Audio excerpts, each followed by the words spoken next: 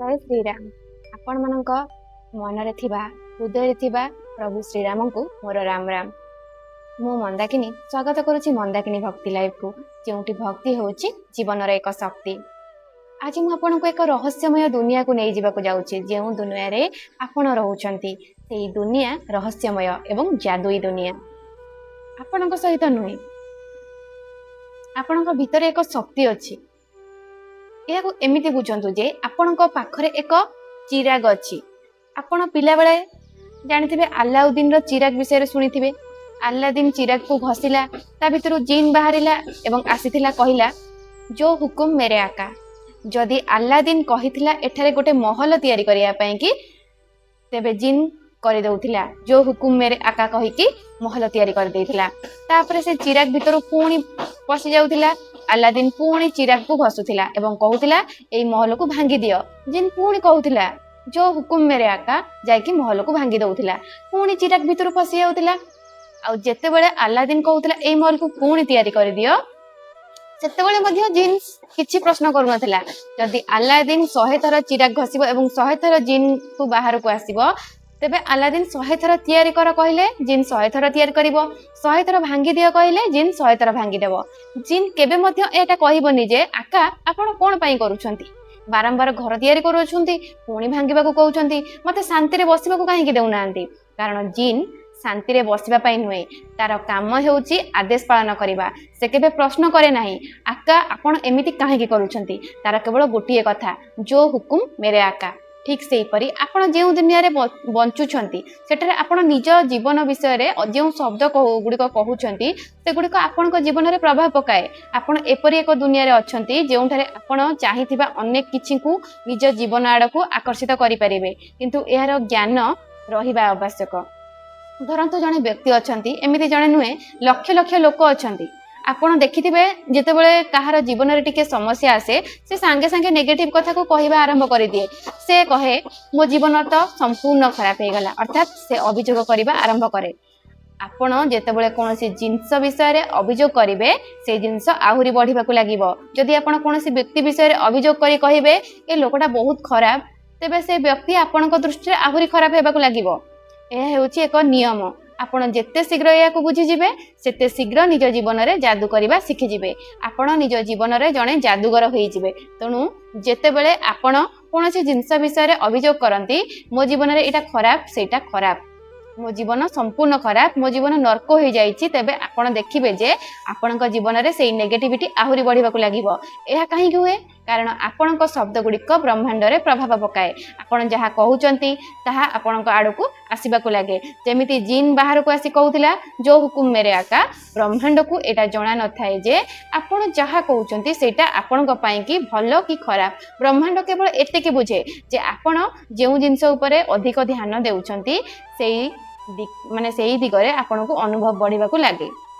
ବ୍ରହ୍ମାଣ୍ଡ ଆପଣଙ୍କ ବିଷୟରେ ଦୁଇଟି ଜିନିଷ ବୁଝେ, ଗୋଟେ ହେଉଛି ଆପଣଙ୍କ ଭାବନା ଏବଂ ଅନ୍ୟଟି ହେଉଛି ଆପଣଙ୍କର ଶବ୍ଦ। ଆପଣ କୌଣସି ଜିନିଷ ପ୍ରତି ଅଧିକ ଭାବନା ରଖିଛନ୍ତି, ତାହା ମଧ୍ୟ ଗୁରୁତ୍ୱପୂର୍ଣ୍ଣ। ଧରନ୍ତୁ କୌଣସି ଜଣଙ୍କ ଘରେ ସବୁବେଳେ ଝଗଡ଼ା ହେଉଛି, ଆଉ ସେଇ ଝଗଡ଼ା ଦେଖି ଆପଣଙ୍କୁ ଭିତରୁ ବହୁତ ମଜା ଲାଗୁଛି, ତେବେ ଆପଣଙ୍କ ମନରେ ଭାବନା ଦେଖାଏ ଯେ ଆପଣଙ୍କୁ କଳହ ଏବଂ ଝଗଡ଼ା ବହୁତ ପସନ୍ଦ। ତେଣୁ ଆପଣଙ୍କ ଜୀବନରେ ମଧ୍ୟ ସେହିପରି ପରିସ୍ଥିତି ଆସିବାକୁ ଲାଗିପାରେ। ଅନେକ ଲୋକ ଅନ୍ୟମାନଙ୍କ ଘରର ସମସ୍ୟା ଦେଖି ବହୁତ ଆନନ୍ଦ ପାଆନ୍ତି, ଏମାନଙ୍କ ଘରେ ତ ବହୁତ ଭଲ ଚାଲିଛି। କିନ୍ତୁ ଯଦି ଆପଣ ସେଇ କଥାରେ ବହୁତ ଆଗ୍ରହ ନେଉଛନ୍ତି, ତେବେ ଆପଣଙ୍କ ନିଜ ଜୀବନରେ ମଧ୍ୟ ସେଇ ଜିନିଷକୁ ଗୁରୁତ୍ୱ ଦେଉଛନ୍ତି। ଆପଣଙ୍କ ପଡ଼ୋଶୀ ଘରକୁ ଏକ ନୂଆ କାର୍ ଆସିଲା, ତାହା ଦେଖି ଯଦି ଆପଣଙ୍କ ମନରେ ଈର୍ଷା ଆସେ, ଆରେ ମୋ ପାଖରେ କାହିଁକି ନାହିଁ, ତେବେ ଆପଣଙ୍କ ଭାବନା ନେଗେଟିଭ୍ ହେଇଯାଏ। କିନ୍ତୁ ଯଦି ସେଇ ନୂଆ କାର୍କୁ ଦେଖି ଆପଣ ଖୁସି ହୋଇ କୁହନ୍ତି ବାଃ ବହୁତ ସୁନ୍ଦର କାର୍, ବହୁତ ଭଲ ହେଇଛି, ତେବେ ଆପଣଙ୍କ ଭାବନା ପଜିଟିଭ୍ ହୁଏ। ଆପଣ ଦୌଡ଼ିକି ଯାଇ କହିପାରନ୍ତି ଆପଣଙ୍କୁ ମିଠା ଖାଇବାକୁ ପଡ଼ିବ ଏବଂ ଆପଣ ହୃଦୟରୁ ଖୁସି ହେଉଛନ୍ତି, ତେବେ ସେହି ପଜିଟିଭ୍ ଭାବନା ଆପଣଙ୍କ ଜୀବନରେ ମଧ୍ୟ ଭଲ ଅନୁଭବ ଆଣିବାରେ ସାହାଯ୍ୟ କରିବ। ବୁଝିଲେ? ଯଦି ଆପଣ ଜୀବନରେ କୌଣସି ସମସ୍ୟା ଅଛି, ତେବେ ଆପଣ କହିବା ଆରମ୍ଭ କରନ୍ତୁ ସବୁ ଠିକ୍ ଅଛି, ସବୁ ଠିକ୍ ଅଛି। ଆପଣ କହିବା ଆରମ୍ଭ କରନ୍ତୁ ମୋ ଜୀବନରେ ଚମତ୍କାର ଘଟୁଛି, ମୁଁ ବହୁତ ଖୁସି, ମୋ ଜୀବନ ବଦଳୁଛି, ଭଗବାନ ମୋ ସପକ୍ଷରେ ଅଛନ୍ତି, ମୁଁ ଯାହା ଚାହେଁ ଭଗବାନ ସେଇଆ କରନ୍ତି। ଏଗୁଡ଼ିକ ହେଉଛି ଏପରି କିଛି ଯାଦୁଇ ଶବ୍ଦ ଯାହା ଆପଣଙ୍କ ଜୀବନକୁ ବଦଳାଇ ଦେଇପାରେ। निश्चय भाव में यह आप अनुभव करेंगे। मु निजे अनुभव करी ए कथा कहूँ आप जिते अधिक अभियोग करेंगे आप जो जिनस विषय अभियोग करुँच आपण जीवन से जिनस आहरी आपन को बढ़ेवा लगे। प्रथम कथा हूँ आप अभियोग करुँच क्या पाखरे कारण गोटे कथा होची जे जदि आज आम जीवन में कौन प्रकार समस्या अच्छी तेबे केउठी ना केउठी ता पछरे आमर निजर कर्मर मध्य भूमिका रही। एथिपाई केवल जड़े व्यक्ति को दायी करहब ना कौन जड़े व्यक्ति ही संपूर्ण दायी नुहे। आपण जेते लोक निज चारिपाखे देखुं से माने समस्ते यही मायामय दुनियार अंश। ये सब माने कौन हुए आमर कर्म जोगु आम जीवन में कौन जिनस आसी जाए। आमर कर्म जदि भल ताहले आम जीवन में भल जिनस आसवाक लगे। जदि आम कर्म खराब होता है तेबे खराब जिनस आसवाक लगे। तेणु वर्तमान जहाँ घटुची ताकू बुझा पड़ो कारण आपड़ जदि यह बुझेनि तेबे आपण मन यह ग्रहण करिवो नाही जे आज मो जीवन में जहाँ किछि अछि ताहा केउठी ना केउठी मो कर्मर फल। ठीक अच्छे माने किसी कथा नाई एथे दायित्व कहार मोर धरतु कौन व्यक्ति आपन को हैरान करुच्ची किंबा आपन को अपमान करुच्ची तार अर्थ यह हो पारे जे मु कौन समय अन्य कहार को हैरान करी किंबा कहा को गुरुत्व देई नथिली सेतिपई आज कहीं मते गुरुत्व देउनाहांती किंतु एबे मते एई परिस्थिति को बदलैबाकू पड़िबो। आ जेतेबेले बदलैबाकू चाहंती सेतेबेले कहिबा आरंभ करंतु मो जीवन में सब किछि भल चलीछि। जदि कोनोसी व्यक्ति आपन को अपमान करूछि तेबे आपन लोक माननकू एटा कहिबेनि जे मो सहित एमिति होछि यह बदले कहिबा आरंभ करंतु ए व्यक्ति मो सहित बहुत भल भाबरे रहउछंती। आ जेतेबेले आपन यह कहिबा आरंभ करिवे निजे देखिबे जे मासे मासे भितरे से व्यक्तिंकर आपण प्रति व्यवहार बदलवाक लगे। अनेक समय आपड़ देखिथे लोक मैंने फोन रे घंटा घंटा धरी कथा हुअंती धरतु जड़े झील बह हो जाइए तार शाशुघरे रोचे सेठारु जदि छोट एक समस्या हुए कि कौन छोट कथा हुए तेबे से फोन करी से कथाटी को अन्य मान सहित शेयर करने आरंभ कर दिए किंतु से कथा को से नेगेटिव भाव में एवं बढ़ाई चढ़ाई कहे। आपड़ जिते अधिक बढ़ाई कहे जदि से जिनस वास्तव में सेते बड़ न थाए तथापि धीरे धीरे से परिस्थिति बड़ होगा लगे। जदि आपण माने तेणु आप निज जीवन को ठीक करने को चाहूँगी तेबे यार उल्टा कहवा आरंभ करंतु लॉ ऑफ अट्रैक्शन आमे गोटे कथा कहू fake it till you make it अर्थात आपण निज जीवन को जेमिति चाहूतिले से परि लोक मान को कहवा आरंभ करंतु। जेमिति जेतेबेले मु मासको 2000 टंका इनकम करथली मु कहूतली अन्य मानक जे मते पचारथिला 5000 टंका इनकम करथली बेली कहली तापर 5000 इनकम कली मते जे पचारले मु कहली 10000 टंका इनकम करूची तापर 10000 काहे कहली काइना fake it till you make it आ शेष रे माने 10000 हैला परे मु तापर कहली मु 20000 टंका इनकम करूची तापर मु 20000 टंका इनकम करि पाइली एबे 30000 टंका कहली 30000 टंका इनकम करि पाइली काहे कि ना जहा चाहू छ ताको कहिबा आरंभ कर जे पर्यंत से जिंस न होई ताको कहिबा आरंभ कर जदि ता बदल रे मु कहितांती अरे कोठु पैसा रोजगार करूची हम तो गरीब लोक बहुत कष्ट रे जीवन काटुछु तेबे आपण देखिथिबे अनेक लोक सब बेले कहंती सेमती जीवन को चली जीवन से परि चली थाए जदि किछि भल घटिबार थाए ताहा मध्य अटके जाए जेमिति से जीन कहबो अरे यार जीवन रे किछि भल कोउठ आसीबो या तो कहूची जे ता जीवन रे केमिति सेमती चलीची कटुची जीवन ताकू तो एथरे ही खुशी मिलुची कारण आपण लोक मानकू सब बेले सेही कथा कहउचंती। तेणु गोटे कथा डायरी रे लिखि रखंतु आपण जहाँ लोक मानकू कहउचंती सेही कथा शेष हेबो नाही बरं आपण जीवन रे आहुरी बढ़िबाकू लागिबो। एहा हेउची एही रहस्य आपणक भितर गोटे शक्ति अच्छी से शक्तिर प्रयोग करंतु आउ से शक्ति हेउची आपण निज जीवन रे जहाँ चाहूचंती सेही कथा कहवा आरंभ करंतु। आपण चाहूचंती जे आपणक संपर्क ठीक हे जाऊ तेबे कहवा आरंभ करंतु आम दुहींकर संपर्क बहुत भल अच्छी। आपण चाहूचंती जे आपणक जीवन रे पैसा आसु तेबे कहवा आरंभ करंतु मो रोजगार भल चलीची मु भल रोजगार करूची एपरिक जदि एबे आपण सेते रोजगार करू नाहंती तथापि कहंतु मु भल रोजगार करूची मु संतुष्ट अछि। आपण जेतेबेले एहा कहवा आरंभ करिवे सेही संतुष्टि आपणक आड़ को आसीबाकू आरंभ करिवो। जदि आपण सब बेले कहिबे अरे मु तो गरीब लोक केमती जीवनटा काटिची जेमती चलीची सेमती आ तेबे सेही भावना ही आपणक जीवन रे रहिबो। माने अनेक लोक एमिति कहि थांती मु सेमानकु फोन करी पचारे आ केम चलची आपण केमती अछंती सेमाने कहंती किछि नाही सेमती चलीची जीवन कटुची आज 5 वर्ष पूर्व मध्य सेमाने ए कथा कहउथिले आज मध्य सेही कथा कहउछंती। आपण भाबंतु सेमानक शब्दर माने शब्दरे परिवर्तन काहेकि आसिला नाही एपरि काहेकि हैला नाही जे अरे एबे तो बहुत भल चलीची कारण आपण 10 जण लोकंकु सेही एका कथा कहउछंती। तेणु एही कथा को बुझंतु ଆପଣଙ୍କ ମନରେ କୌଣସି ଜିନିଷ ପ୍ରତି ଯେପରି ଭାବନା ରହିବ ସେହିପରି ଜିନିଷ ଆପଣଙ୍କ ଆଡ଼କୁ ଆସିବ। ଭାବନା ଭଲ ହେଲେ ସେଇ ଜିନିଷ ଆସିବ, ଆଉ ଭାବନା ଖରାପ ହେଲେ ସେଇ ଜିନିଷ ଆସିବ ନାହିଁ। ଏବେ ଆପଣଙ୍କୁ ଦେଖିବାକୁ ପଡ଼ିବ ଆପଣଙ୍କ ଭଲ ଭାବନା କାହା ପାଇଁ ଅଛି। ଝଗଡ଼ା ପାଇଁ ଆପଣଙ୍କ ମନରେ ଭଲ ଭାବନା ଅଛି କି? ଯଦି କାହାର ଝଗଡ଼ା ହେଉଛି ତେବେ ଆପଣଙ୍କ ମନରେ ଆସିବା ଉଚିତ ଆରେ ଏମିତି ଝଗଡ଼ା ହେବା ଠିକ୍ ନୁହେଁ। ଆପଣଙ୍କ ମନରେ ଖରାପ ଭାବନା ଆସିବା ଉଚିତ, ତେବେ ସେହି ଜିନିଷ ଆପଣଙ୍କ ଜୀବନକୁ ଆସିବ ନାହିଁ। କାହାର ଜୀବନରେ କୌଣସି ଭଲ କାମ ହେଉଛି ତେବେ ଆପଣଙ୍କୁ ମଧ୍ୟ ଖୁସି ଲାଗିବା ଉଚିତ, ତେବେ ସେହିପରି ଭଲ ଜିନିଷ ଆପଣଙ୍କ ଜୀବନ ଆଡ଼କୁ ମଧ୍ୟ ଆସିବ। ଯଦି ଆପଣ ଚାହୁଁଛନ୍ତି ଯେ ମୋତେ ସମ୍ମାନ ମିଳୁ ତେବେ ଆପଣଙ୍କୁ ପ୍ରଥମେ ଅନ୍ୟମାନଙ୍କୁ ସମ୍ମାନ ଦେବାକୁ ପଡ଼ିବ। ନହେଲେ ଏମିତି ହୋଇପାରେ ଯେ ଘରେ ଆପଣଙ୍କ ଛୋଟ ଭାଇ କିମ୍ବା ଭଉଣୀ ଅଛନ୍ତି, ଆପଣ ସେମାନଙ୍କ ଉପରେ ଜୋର ଜୋର କରି ଚିତ୍କାର କରୁଛନ୍ତି, ଆଉ ଅନ୍ୟ ଜଣେ ବ୍ୟକ୍ତିଙ୍କ ଠାରୁ ଯାହାକୁ ଆପଣ ଭଲ ପାଆନ୍ତି, ଆପଣ ପ୍ରେମ ଚାହୁଁଛନ୍ତି, କିନ୍ତୁ ସେଠାରେ ଆପଣ ସେଇ ଜିନିଷ ହିଁ ପାଇବେ ଯାହା ଆପଣ ଅନ୍ୟମାନଙ୍କୁ ଦେଉଛନ୍ତି। ଏଇଟା ହିଁ ହେଉଛି ନିୟମ। ତେଣୁ ଆପଣ ଏହିପରି ଏକ ଦୁନିଆରେ ଅଛନ୍ତି ଯାହା ଜାଦୁଇ। କେବଳ ଆପଣଙ୍କୁ ଏଇ ଜାଦୁଇକୁ ବୁଝିବାକୁ ପଡ଼ିବ ଯେ ଆପଣ କ'ଣ ଚାହୁଁଛନ୍ତି। ମୋ କଥା ବୁଝିପାରୁଛନ୍ତି ତ?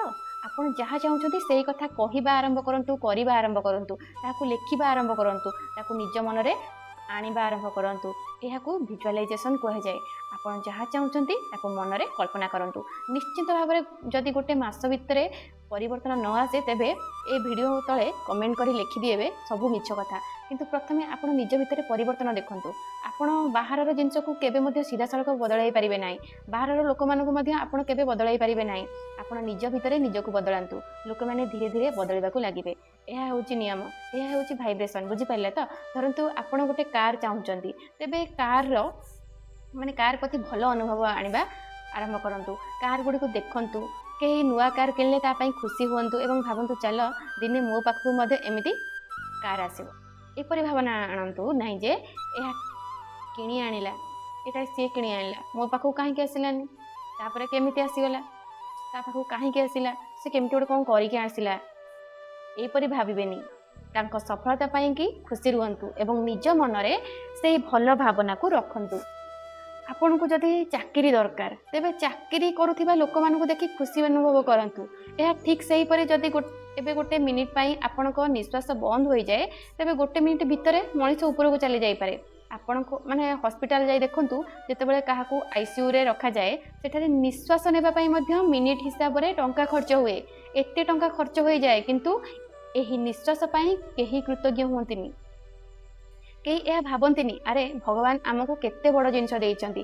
ଏ ସବୁ ଜିନିଷ ଏମିତି ହିଁ ଚାଲିଛି।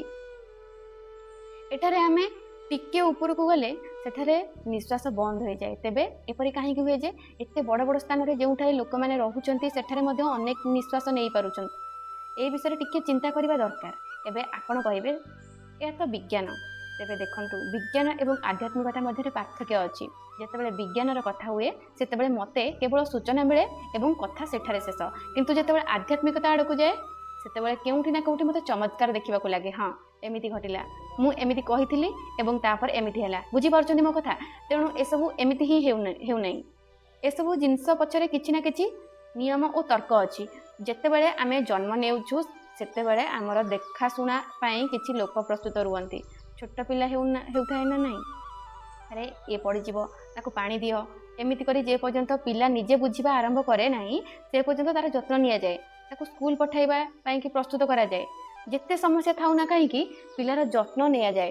ଏସବୁ କିଛି ଆପେ ଆପେ ହୁଏ ନାହିଁ। କିନ୍ତୁ ଯେତେବେଳେ ପିଲା ନିଜେ ବୁଝିବା ଆରମ୍ଭ କରେ ସେତେବେଳେ ଆପଣ ଦେଖିଥିବେ ଯେ ଅନେକ ସମୟରେ ଲୋକମାନେ ନିଜ ବାପା ମାଆଙ୍କୁ ଘରୁ ବାହାର କରିଦିଅନ୍ତି। ଆପଣ କେବେ ଦେଖିଛନ୍ତି କି କୌଣସି ଛୋଟ ପିଲାକୁ ଘରୁ ବାହାର କରିଦିଆଯାଏ? ନା, କାହିଁକି? କାରଣ ବାପା ମାଆଙ୍କର ବୁଝିବା ଶକ୍ତି ଥାଏ। ସେମାନେ ଜାଣନ୍ତି ଯେ ଛୋଟ ପିଲା ଏବେ ନିଜେ ବଞ୍ଚିପାରିବ ନାହିଁ। କିନ୍ତୁ ପିଲା ଯେତେବେଳେ ବଡ଼ ହୋଇଯାଏ ସେତେବେଳେ ଲୋକମାନେ ନିଜ ନିଜ କର୍ମ ଅନୁସାରେ ଫଳ ପାଇବାକୁ ଲାଗନ୍ତି। ଆଉ ଘରୁ ବାହାର କରିବା କଥା ଆସିଲେ ସେଠାରେ ପୁଣି କର୍ମର ଖେଳ ଆରମ୍ଭ ହୋଇଯାଏ। ଛୋଟ ପିଲାମାନଙ୍କୁ ଘରୁ ବାହାର କରାଯାଏ ନାହିଁ, କାରଣ ତାଙ୍କ ଜୀବନର ଆରମ୍ଭ ହେଉଛି।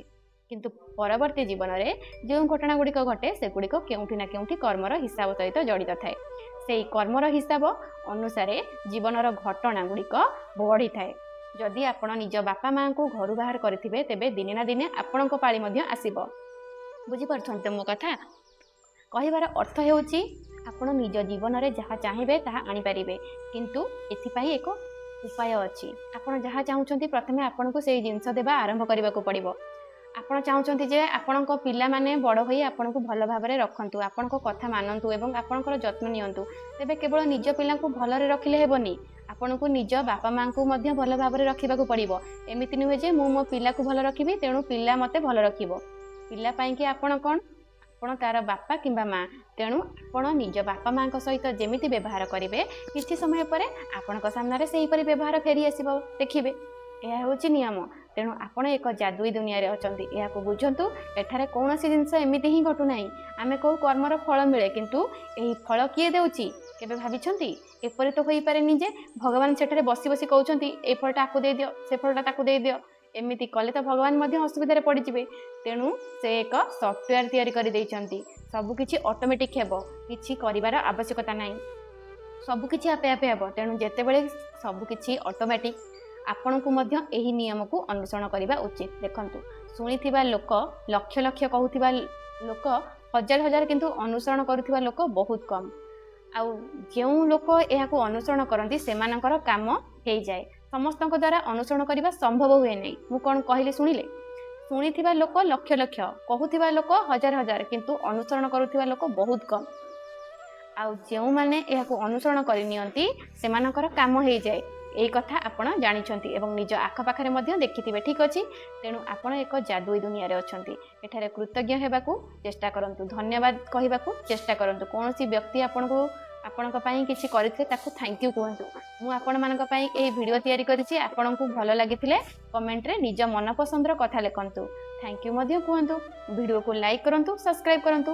ଭିଡ଼ିଓଟି କେମିତି ଲାଗିଲା କମେଣ୍ଟ କରି ନିଶ୍ଚିନ୍ତ ଭାବରେ ଜଣାନ୍ତୁ। ଜୟ ସିୟାରାମ, ଧନ୍ୟବାଦ।